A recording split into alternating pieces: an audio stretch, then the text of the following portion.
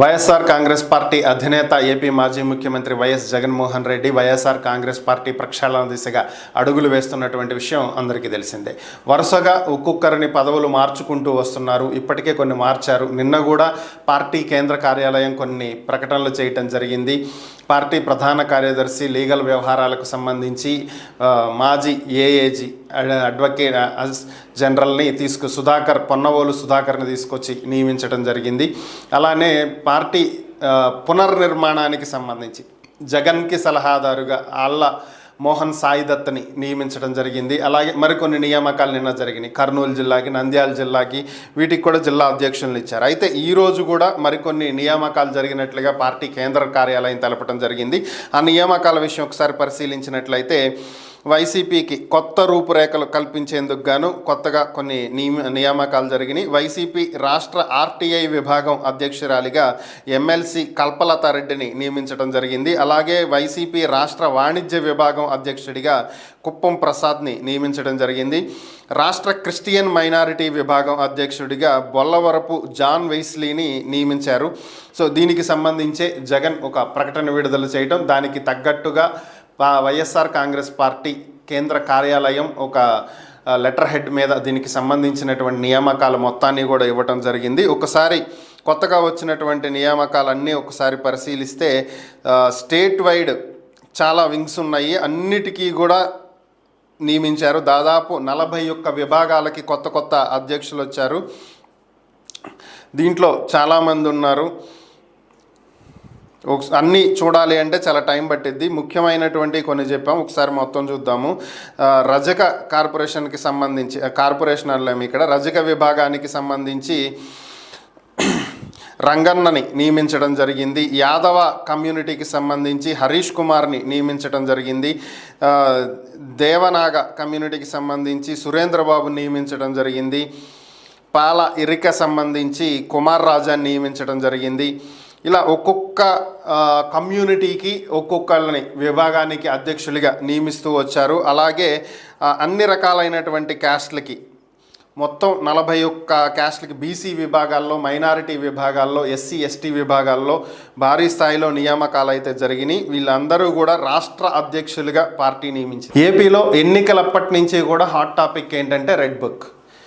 యువగళం పాదయాత్రలో నారా లోకేష్ తీసుకువచ్చినటువంటి ఈ red book ఏదైతే గత ప్రభుత్వంలో కొంతమంది అధికారులు ప్రభుత్వానికి అనుకూలంగా వ్యవహరిస్తూ ప్రతిపక్షంగా ఉన్నటువంటి జనసేన, టీడీపీ, బీజేపీ, కాంగ్రెస్ ఇలా పలువురు నేతల మీద ఏవైతే కేసులు పెట్టారో ఇవన్నీ తప్పుడు కేసులు, ఎవరైతే ప్రభుత్వానికి అంటకాగుతూ ఇలాంటి వ్యవహారాలకు పాల్పడ్డారో, అధికార దుర్వినియోగానికి పాల్పడ్డారో వీళ్ళందరి పేర్లు నోట్ చేసుకుంటున్నాము. వీళ్ళందరికీ ఖచ్చితంగా అధికారంలోకి వచ్చిన తర్వాత శిక్ష విధించి తీరుతామని చెప్పి ఆ రోజు లోకేష్ చెప్పడం జరిగింది.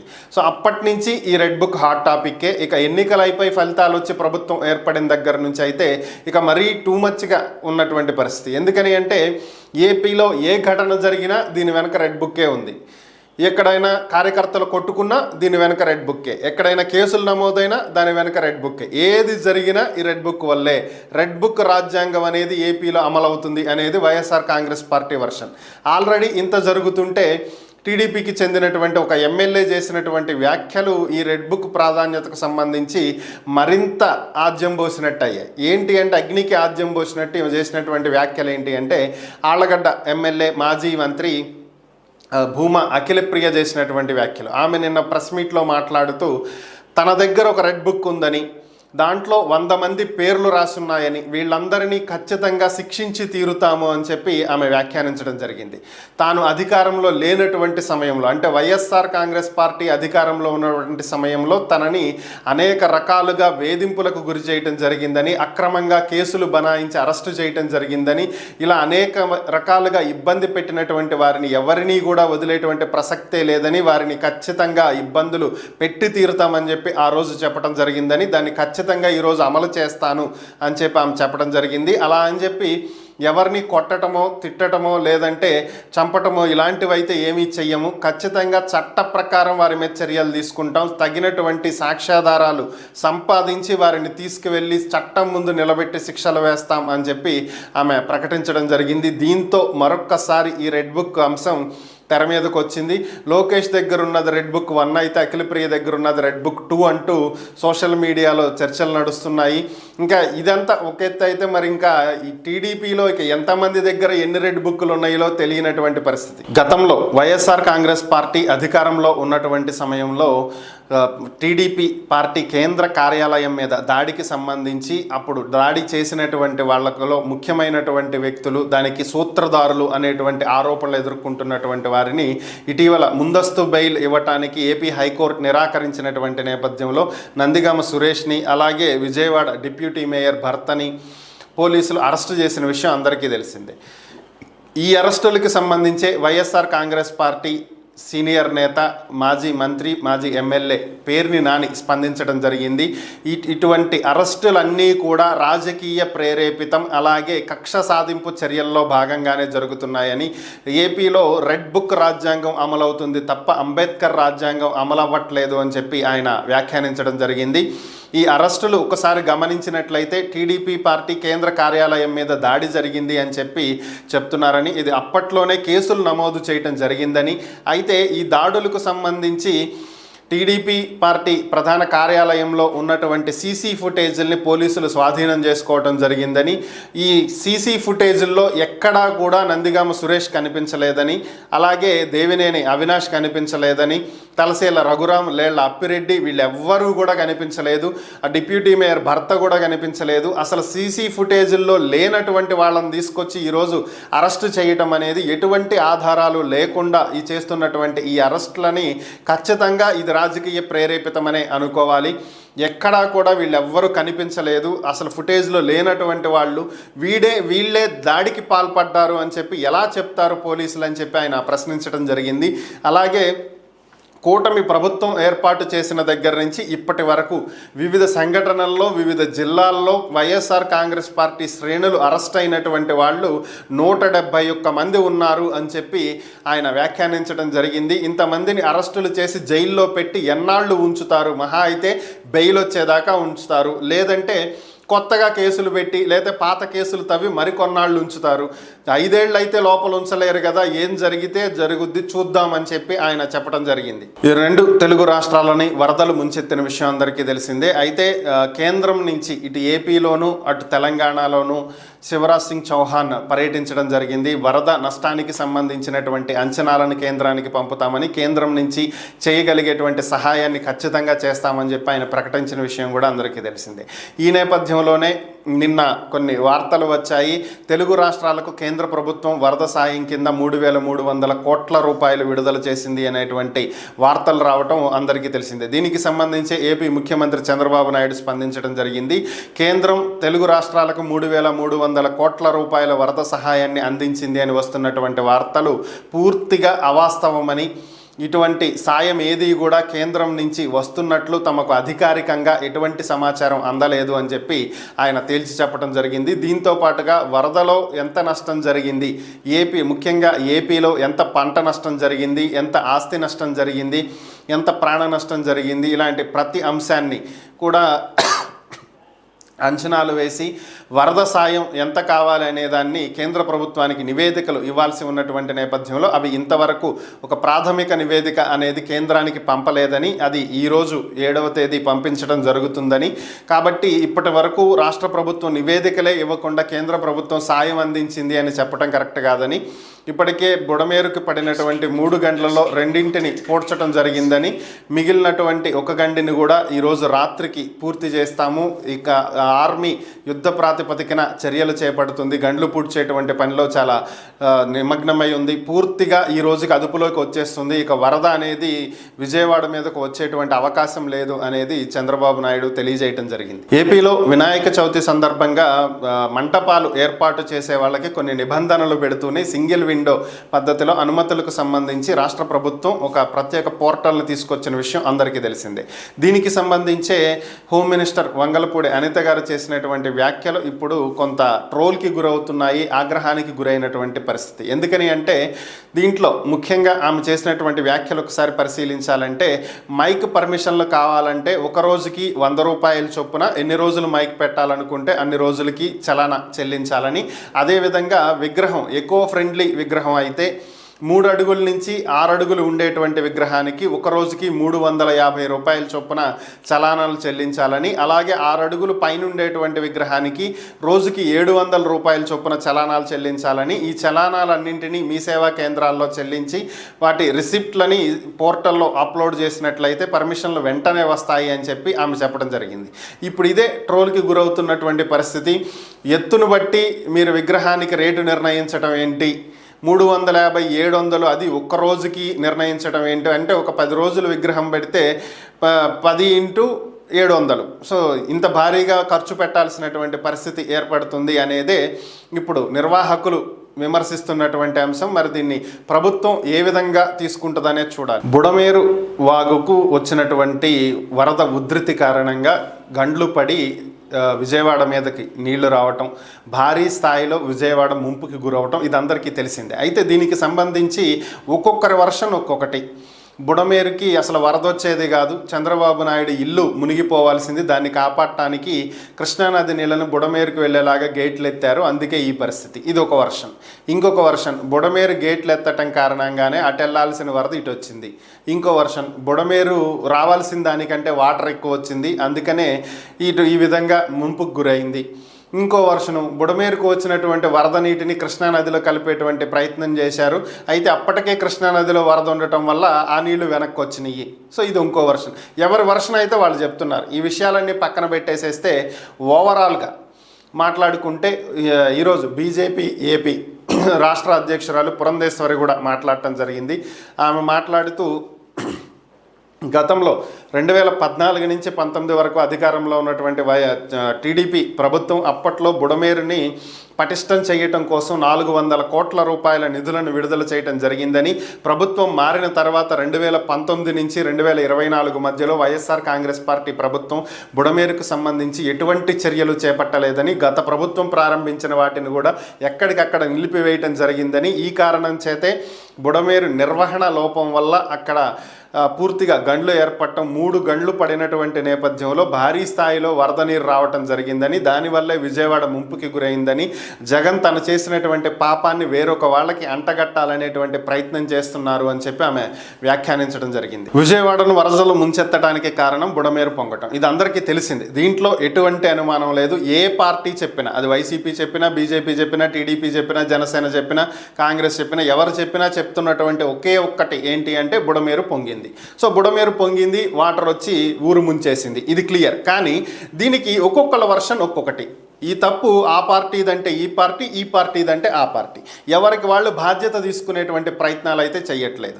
ఇవన్నీ ఈ రాజకీయ విమర్శలు ఎప్పుడు చేసుకోవాలి? విపత్తు నుంచి బయటపడిన తరువాత గడిచినటువంటి సమయం ఇది అయిపోయింది కదా, ఓకే ఫినిష్, అంతా బాగుంది, ప్రజలంతా ఈ వరద ముంపు నుంచి బయటపడ్డారు, అంతా క్షేమంగా ఉన్నారు, అప్పుడు పెట్టుకోండి మీ రాజకీయ డిబేట్లు అంతా. వాళ్ళు చేశారంటే వీళ్ళు, వీళ్ళు చేశారంటే వాళ్ళు అని చెప్పి పెట్టుకోవచ్చు, తప్పేం లేదు. కానీ ఇప్పుడు జరుగుతున్న రచ్చ మాత్రం చాలా హేయమైనటువంటి చర్య గానే భావించాలి. వాస్తవానికి బుడమేరు పొంగటానికి కారణాలు ఏంటి? ఇక్కడ ఒక వర్షన్, ఇక్కడ గేట్లు ఉన్నాయి, గేట్లు ఎత్తారు, గేట్లు ఉన్నాయి, కానీ ఎక్కడున్నాయి? వలివేడ్ రెగ్యులేటర్ దగ్గర గేట్లు ఉన్నాయి. అవి ఎందుకు? అవి బుడమేరు నుంచి వచ్చినటువంటి వరద వేరే డైవర్షన్కి, కానీ అంతేగాని అది వచ్చి ఇక్కడ కృష్ణానదిలో కలవటానికి పెట్టినటువంటి గేట్లు కాదవి. సో అవి ఎప్పుడో పెట్టారు. అయితే 2007లో వైఎస్ రాజశేఖర రెడ్డి గారు తీసుకొచ్చినప్పుడు దీనికి శాశ్వత పరిష్కారం కింద దాన్ని తీసుకొచ్చి పోలవరం రైట్ కెనాల్లో కలిపి అక్కడి నుంచి కృష్ణానదిలో కలపాలి. ఇది యాక్చువల్ ప్రాజెక్ట్, కానీ దీనికి భూసేకరణ చేయాలి, వేల కోట్ల రూపాయల ఖర్చు అవుతుంది. ఇది మొన్న కూడా మనం మాట్లాడుకున్నాం. అప్పటి అధికారులు భూసేకరణ చెయ్యకుండా ఏదైతే VTPS విజయవాడ థర్మల్ పవర్ స్టేషన్కి వెళ్ళేటువంటి వాటర్ కెనాల్స్ ఏవైతే ఉన్నాయో, కూల్ వాటర్ కెనాల్స్ అంటాం వీటిని, దాంట్లో కలిపారు. వీటికి వరద సామర్థ్యం అనేది ఎక్కువగా ఉండదు. పోలవరం రైట్ కెనాల్ సామర్థ్యం 37,000 క్యూసెక్కుల పైన ఉంటుంది. బుడమేరు నుంచి వచ్చే వరద ఎప్పుడూ 10,000 క్యూసెక్కులకి తక్కువ లేకుండా దాంట్లో వాటర్ వెళ్తూ ఉంటుంది. అంటే వరద వస్తే మీకు 15,000 నుంచి 25,000 మధ్యలో వెళ్తూ ఉంటుంది. సో కాబట్టి దీన్ని కాలువలు వెడల్పు చేయాలి, పెద్ద కాలువలు తీసుకొచ్చి కలపాలి. దీనికి భూసేకరణ చేసి కొత్తగా భూమి పర్చేస్ చేయాల్సి ఉంటుంది, ఎక్వైర్ చేయాల్సి ఉంటుంది. వేల కోట్ల రూపాయల ఖర్చుతో కూడుకున్న పని అని చెప్పి దీన్ని గాలికి వదిలేసి VTPSకి వెళ్ళేటువంటి కూల్ కెనాల్స్లోకి దీన్ని కలిపినటువంటి కారణంగా విజయవాడ వచ్చేటువంటి కృష్ణానది, ఈ ప్రకాశం బ్యారేజ్కి ఎగువన ఉన్నటువంటి కృష్ణానదిలో ఫ్లోటింగ్ తగ్గితేనే బుడమేరు వరద నీరు అనేది వచ్చి కృష్ణానదిలో కలుస్తుంది. ఇక్కడ ఫ్లోటింగ్ పెరిగితే ఆ నీరు వెనక్కి రాదు. సో ఈ కారణం చేతే ఆల్రెడీ అక్కడి నుంచి వరద ఇటువైపు వచ్చేటువంటి ఏర్పాట్లు చేసినా కూడా ఆల్రెడీ కృష్ణానదిలో వరద నీరు ఎక్కువగా ఉన్నటువంటి కారణంగా బుడమేరు నీరు వెనక్కి వెళ్ళినాయి, ముందుకు రాలేకపోయినాయి. సో అందుకు గళ్ళు పడినటువంటి నేపథ్యంలో ఇదే ఒక్కటే కారణం కాదు, 3 చోట్ల బుడమేరుకి గండి పడినటువంటి నేపథ్యంలో వరద అనేది ఊరి మీదకి వచ్చింది. ఫస్ట్ ఇది తెలుసుకుని మాట్లాడకుండా బ్లైండ్గా ఏదంటే అది మాట్లాడటం. దీనికి ఇంకొక వర్షన్ కూడా ఇప్పుడు కొత్తగా యాడ్ చేసింది ఏంటంటే, ఆంధ్రజ్యోతి రాధాకృష్ణకు సంబంధించినటువంటి ఒక పవర్ ప్లాంట్ అక్కడ ఉంది, ఇక్కడ భూమి సేకరించి ఇక్కడ మొత్తం వరద వచ్చి ఇక్కడ కలిసేలా ఏర్పాట్లు చేస్తే ఆ ప్లాంట్ మునుగుతుందనేటువంటి రీజన్ తోటి కోర్టులో పిటిషన్లు వేసి ఇక్కడ దీనికి వాటర్ రాకుండా చేశారు, అందుకనే బుడమేరుకి వరద వచ్చి అది మొత్తం మునిగింది, అదే కారణం అని చెప్పి ఇంకొక కొత్త వర్షనాన్ని నిన్న వైసీపీ తీసుకొచ్చింది. అది మరి ఇన్నాళ్ళు ఏమైపోయింది ఈ వర్షను? అక్కడ ఒక పవర్ ప్లాంట్ ఉంది, వీటీపీఎస్ఏ. ఇంకో కొత్త పవర్ ప్లాంట్ ఎక్కడి నుంచి వచ్చింది, దాంట్లో రాధాకృష్ణ ఎక్కడి నుంచి వచ్చి పెట్టుబడులు పెట్టాడు. సో ఈ విచిత్రమైనటువంటి వాదనలు ఇవన్నీ. సో దీని గురించి ఇంకా సమగ్రంగా తెలియాల్సి ఉంది, పూర్తిగా తెలుసుకుని మాట్లాడితే ఇంకా బాగుంటుంది. సాధారణంగా వాతావరణంలో మార్పులు చోటు చేసుకున్నప్పుడు ఏవైనా సరే వరదలు లేదంటే వర్షాలు, తుఫానులు ఇలాంటివి వచ్చేటప్పుడు వాతావరణ హెచ్చరిక కేంద్రాలు అనేవి హెచ్చరిస్తూ ఉంటాయి ప్రజల్ని. ఇది సహజంగా జరిగేటువంటి ప్రక్రియ. అయితే మనకి హైదరాబాద్ వాతావరణ కేంద్రం ఇచ్చినటువంటి సమాచారం ప్రకారం, లేదంటే విశాఖపట్నం వాతావరణ కేంద్రం ఇచ్చినటువంటి సమాచారం ప్రకారం ఇట్లాంటి వార్తలు మనం వింటూనే ఉంటాం. అయితే మనకి అటు తెలంగాణకి హైదరాబాద్లోను లేదంటే ఇటు ఏపీకి విశాఖపట్నంలో తప్పితే ఇంకెక్కడ వాతావరణ కేంద్రాలు లేవా అంటే ఉన్నాయి, ఖచ్చితంగా ఉన్నాయి. శ్రీహరికోట, నెల్లూరు దగ్గర శ్రీహరికోటలో ఒక వాతావరణ కేంద్రం, ఒక రాడార్ ఉంది. అదేవిధంగా మనకి ఇక్కడ విజయవాడకి అతి సమీపంలో మచిలీపట్నం దగ్గర ఒక వాతావరణ కేంద్రం ఉంది. అయితే ఇది మచిలీపట్నంలో ఉన్నటువంటి వాతావరణ కేంద్రం రాడార్ అనేది పాడైపోయింది. సో ఆ కారణం చేతే ఇక్కడకు మనకి సమాచారం అనేది అందట్లేదు అతి త్వరగా, లేదంటే ఇక్కడ వచ్చేటువంటి ప్రకృతి విపత్తులు అనేవి చాలా త్వరగా తెలుసుకోగలిగేటువంటి అవకాశం ఉండేది. అయితే ఇది కాల పరిమితి అయిపోయి ఈ రాడార్కి ఉన్నటువంటి ఏజ్ అయిపోవటం వల్ల ఇది 2021లో పాడవటం జరిగింది. అప్పట్లో దీని మరమ్మతులకు సంబంధించి కేటాయించినప్పటికీ కూడా అప్పటి ప్రభుత్వం దాన్ని నిర్లక్ష్యం చేసినటువంటి నేపథ్యంలో ఈ వాతావరణ కేంద్రంలో ఉన్నటువంటి ఎస్ బ్యాండ్ రాడార్ని దీన్ని పునరుద్ధరించలేకపోయారు. దీంతో ఇప్పుడు జరిగినటువంటి విపత్తుని దృష్టిలో పెట్టుకుని కేంద్ర ప్రభుత్వం ముందుకు వచ్చింది. మోదీ ఆదేశాలతోటి తీర ప్రాంతాలలో రాడార్లన్నింటినీ కూడా మరలా సిద్ధం చేసి వాతావరణ శాఖ నుంచి సమాచారం సమగ్రంగా అందే విధంగా ఏర్పాట్లు చేయడానికి శ్రీకారం చుట్టారు. దీంట్లో భాగంగానే ఈ వెంటనే మచిలీపట్నం సమీపంలో ఉన్నటువంటి ఈ రాడార్ని, వాతావరణ కేంద్రాన్ని మరలా వర్కింగ్లోకి తీసుకురావడానికి ప్రయత్నాలు మొదలయ్యాయి. ఈ ఏడాది ఫిబ్రవరిలో స్పేస్లోకి వెళ్ళి స్టార్ లైనర్లో వచ్చినటువంటి సాంకేతిక లోపం వల్ల భూమికి తిరిగి రాలేక అక్కడే ఉండిపోయినటువంటి సునీత విలియమ్స్ అందరికీ తెలిసినటువంటి అంశమే. అయితే ఆమె వచ్చే ఏడాది భూమి మీదకు వస్తుంది అని చెప్పి ఇప్పటికే నాసా ప్రకటించిన విషయం కూడా అందరికీ తెలిసిందే. అయితే సాంకేతిక లోపం తలెత్తింది అని చెప్పుకుంటున్నటువంటి బోయింగ్కి చెందినటువంటి ఈ స్టార్ లైనర్ ఈరోజు ఉదయం నాసా కేంద్రం దగ్గరలో భూమి మీదకు తిరిగి వచ్చినట్లుగా తెలుస్తుంది. అయితే సునీత విలియమ్స్ని అలాగే ఆమె కొలీగ్ని తీసుకురాకుండానే ఒంటరిగా ఒక్కటే స్టార్ లైనర్ భూమి మీదకి క్షేమంగా చేరుకున్నట్లుగా నాసా ప్రకటించింది. అయితే దీంట్లో వ్యోమగాములు ఎవరూ రాలేదని, కేవలం స్టార్ లైనర్ మాత్రమే భూమి మీదకి తెప్పించామని నాసా ప్రకటించింది. వచ్చే ఏడాదిలోపు వారిని భూమికి తిరిగి తీసుకొస్తామని చెప్పి ప్రకటించడం జరిగింది. గతంలో ఇలాంటి ఒక చిన్న తప్పిదం వల్లే కల్పనా చావ్లాని కోల్పోయినటువంటి విషయం అందరికీ తెలిసిందే. దాన్ని దృష్టిలో పెట్టుకుని ఈసారి నాసా చాలా కీలకంగా వ్యవహరిస్తున్నట్లుగా అనిపిస్తుంది. వరదలు వచ్చాయి, ప్రజలు ఇబ్బందులు పడుతున్నారు, ప్రజలను దీని నుంచి కాపాడటానికి ప్రభుత్వం తమ సాయశక్తులా కృషి చేస్తుంది. అయితే దీంట్లో నిజమైనటువంటి హీరోలు ఎవరు? ఇది కనుక ఒక్కసారి చూసినట్లయితే నిజమైనటువంటి హీరోలు ఎవరు అంటే వారి ప్రాంతం కాదు, వాళ్ళ ఊరు కాదు, వాళ్ళ ప్రజలు కాదు, వాళ్ళ ప్రజలే, అదైతే కన్ఫర్మ్ అనుకోండి.